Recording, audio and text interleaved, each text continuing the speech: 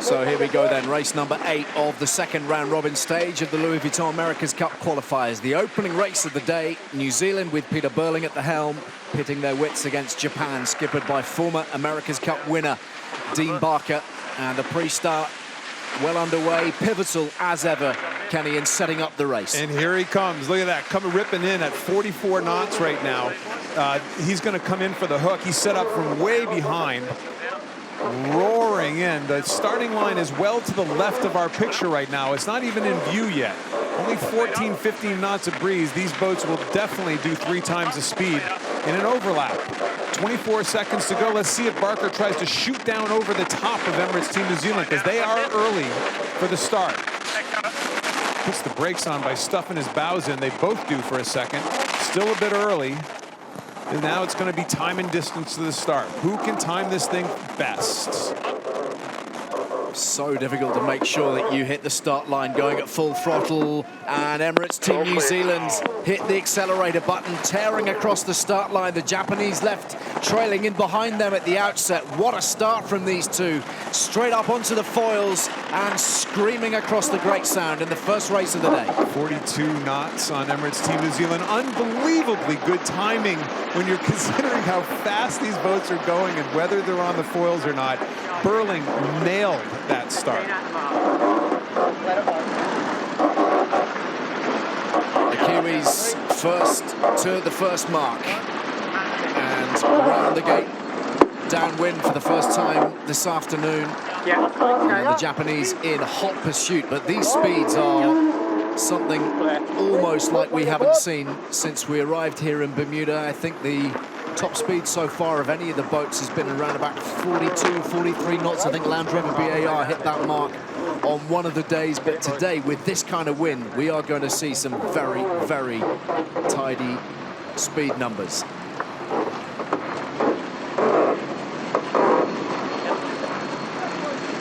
What are the setups of the two teams here, Ken? Yeah, both with their what they're calling their heavy air packages. These much shorter foils here, much shorter foils on both sides, way shorter than what we saw yesterday in the lighter breeze. They don't need nearly as much span on those foils to keep the boats out of the water. And the smaller the span, the less the drag and the better the high speed end.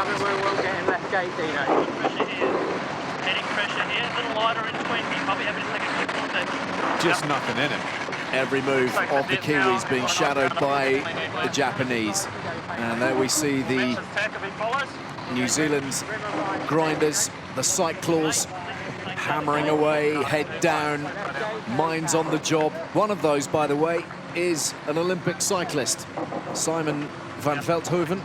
I'll let you pronounce his last name. Well, he was the man who won bronze on the track at London 2012 in the Olympics, so he knows what he's doing when it comes to pedaling. Let's see if we see a split. And it doesn't look like it. It looks like the Japanese are going to be content in just doing a nice smooth rounding and trying to stick with and forcing the Kiwis maybe into making a mistake, but kind of seemed just the opposite right there. A little stuff by Dean Barker's team.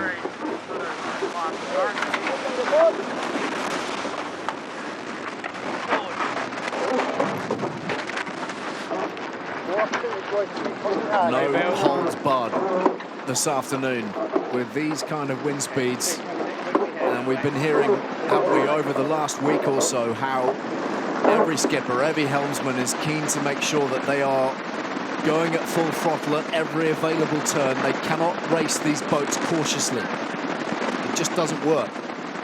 Absolutely not. The minute you try to back off a little bit, very often that's when things get really dicey. Keep an eye on that number as well through the course of the race, the fly time, the amount of time that the hulls are out of the water and the boats are flying. If anybody is to complete the course with 100% fly time, maybe today's the day, Ken. I heard you're going to give them a prize. You're donating a prize or something to the first person to do it. Is that correct? I will find something down the back of the sofa, yeah. Not a great tack by the Japanese. Matter of fact, a lousy tack by the Japanese right there. Lots of hull in the water, a big dip. You see Dean Barker with his throttles there, with his hand grips. He's actually adjusting right there. He's actually adjusting the fore and aft rake of those dagger boards in order to try to keep the thing foiling. Let's watch this splash down. There goes the dagger board, the turn, and early morning shower. Not good at all. It's allowed the Kiwis, the consistent, solid, reliable Kiwis, to head off down the course with a little bit of a cushion in behind them now. It's one thing that we've seen consistently out of the Kiwis, and that is just fantastic tacks and jibes. Rarely have we seen them mess one up.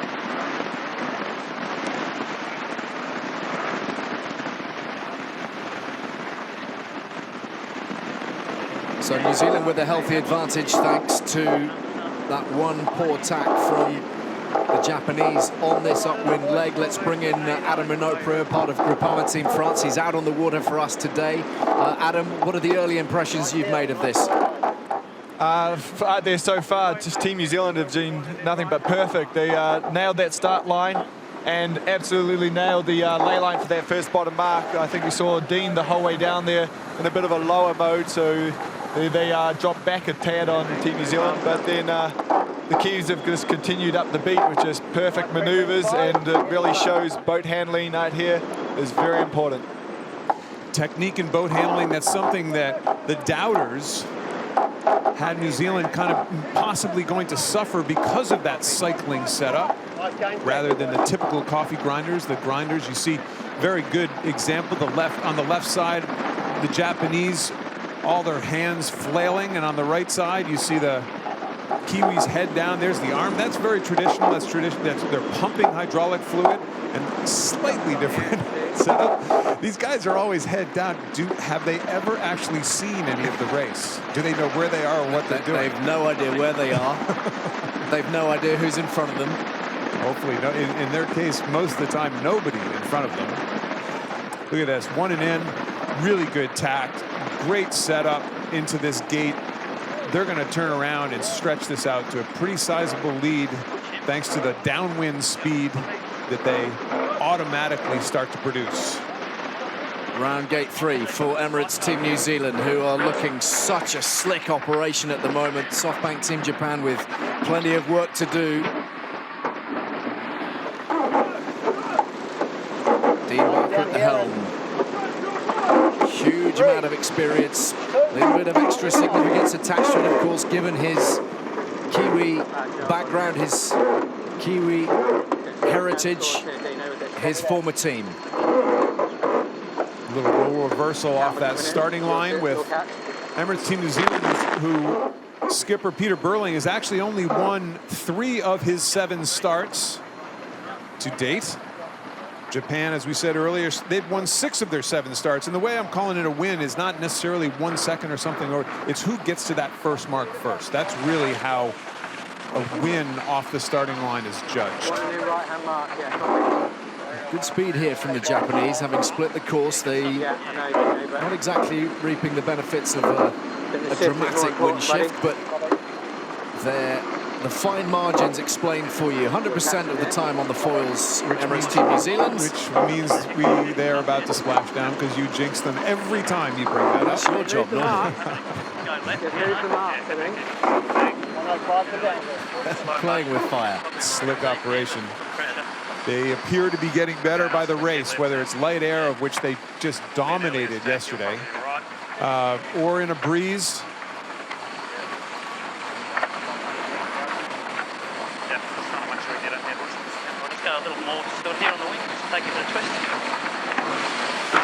I think that's the voice of Glenn Ashby talking about the wing trim, taking a little bit of twist. His second one forward, you just see his helmet right there. He's crouching down inside that cockpit all the time with what looks like a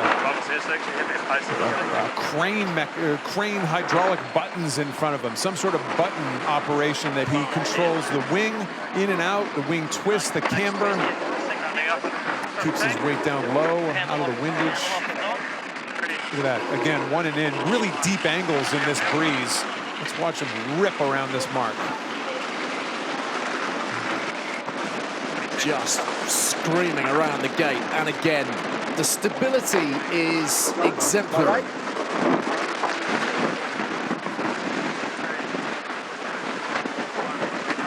Japanese having to make up a lot of ground as they round gate 4. And they head upwind yet again.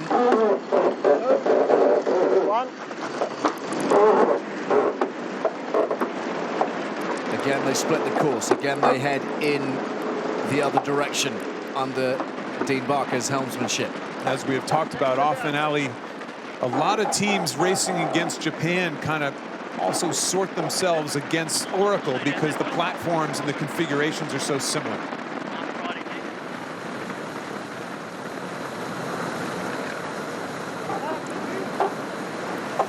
That's the little gadget, the gaming gadget that Glenn Ashby has under his control.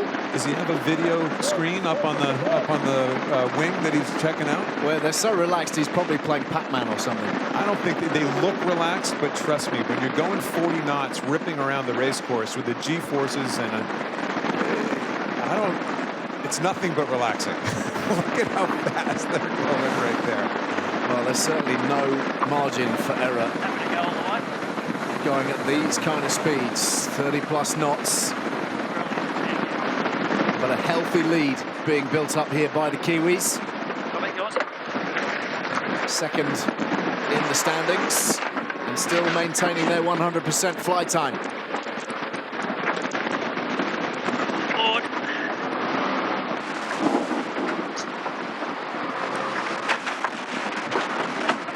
So up on the foils the whole time, Emirates Team New Zealand.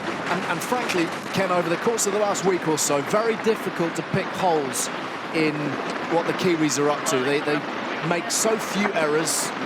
Their mistakes are few and far between, aren't they? And they caught a break, you know, against Artemis Racing. The one time, you know, they lost one race, but the Artemis race, you know, that was a race that you know, the umpires came out and said, you know what, we may not have gotten it right. So not only, I guess it's the old expression, I'd rather be lucky than good. They had that one day where clearly they caught a little break on the race course. I think he's got a helmet on because his forehead is plastered into carbon fiber, which is not very forgiving. Here's the wind speed. And the direction as well coming off the landmass. A little right-hand shift. It is puffy and shifty. It comes over a fair chunk of land here in great sound. You can see the friction coming over that land, a couple hills up in front. So this is a direction that is more prevailing that we've seen so far, but it also is quite shifty. A lot of times we've seen good comebacks in this condition, but right now the Emirates Team New Zealand squad looks pretty solid, not exactly opening the door for their old mate.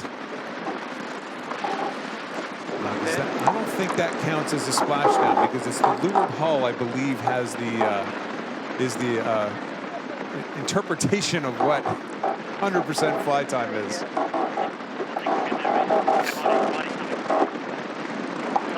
Driving Miss Daisy. They just seem very relaxed. He looks around more than anybody out on the water. So obviously they've taken some of the great. He doesn't have those hand grips that we saw on the Japanese boat before. And the hand, he just really, to quote my old friend Gary Jobson, who used to talk about this a lot in the booth, just nice relaxed grip, obviously in control and not too stressed. So round the gate to head downwind, and again the maneuvering is smooth and controlled from Emirates Team New Zealand. They are going to need to slip up big time to throw this one away by the look of things. SoftBank Team Japan and the Kiwis almost coming together. Starboard tack, Emirates Team New Zealand there as the Japanese turn to port, so the boat stayed out of the way, but starboard tack boat always has the rights with the wind coming over the right-hand side of the race boat. It's Adam Minoprio out on the race course. It seems like the breeze might be dropped a little bit, or are we seeing things up here? Don't think it's dropped that much. It's still quite puffy, but it's still very much breeze on and top end of sailing for these boats. Have you seen anybody go around the race course out of the water 100% of the time yet? Well, Team France, we definitely haven't done it yet, and it is definitely a goal of ours, but you know, I don't think we've actually seen any of the Oracles or Artemises do it in all the training here, so this will be great to see and a great performance from Team New Zealand to be able to pull it off. Thanks, Adam. I think one or two of the teams do claim to have done it in practice, but maybe it's hard to tell, isn't it, when we think about how long the courses are and perhaps how long they race for in practice. That's that weather rudder, the elevator on the weather rudder, that grip flight time still at 100. I'm getting a little nervous. It's on, Kenny. I think it's going to happen. You do? Oh, they're jinxed. They may as well just jump overboard now. Well, it would be quite a moment because it's the Holy Grail, isn't it? And they've been talking for some time, all of the teams out here, about the possibility of doing it. Those that can will be very much in the box seat. 700-meter lead right now.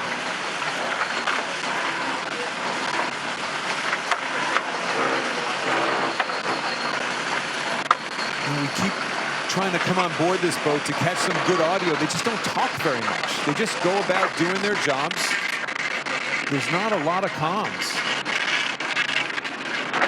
Well, when the operation is going as well as it appears to be for the Kiwis, I guess there isn't quite the same need. And that blend between Burling and Ashby just seems to be a beautiful one. They are in tune with each other. Rounding this final gate. Okay, here's the elusive moment. Okay. Do they splash down before the finish line, which would wreck their 100%? I hate to be the bearer of some bad news, but a lot of teams have slowed before the finish. Can we get a message on board? Fellas, don't do it. What a race from the Kiwis. They are tearing up towards the finishing line. They have just been stellar. Through the gate they go. I think they were out of the water through the finish line. I think they might just have done it. Finish. There's no doubt about that. We're going to have to go to the fly time and see what the judges are going to show here at some stage. Great race by Emirates to Team New Zealand. Looked, again, more solid by the day. It's going to be a disappointing one for Dean Barker, who really, the starting line and getting ahead has been his forte, and he didn't pull that off today. The time and distance, that last acceleration certainly went to the youngster Burling. Well, it may not have proved ultimately the difference, but one poor tackle, leg 3, costing the Japanese dear. And Dean Barker leads them over the finish line, but they are comfortably second best. Kiwis setting the pace in that one right from the word go.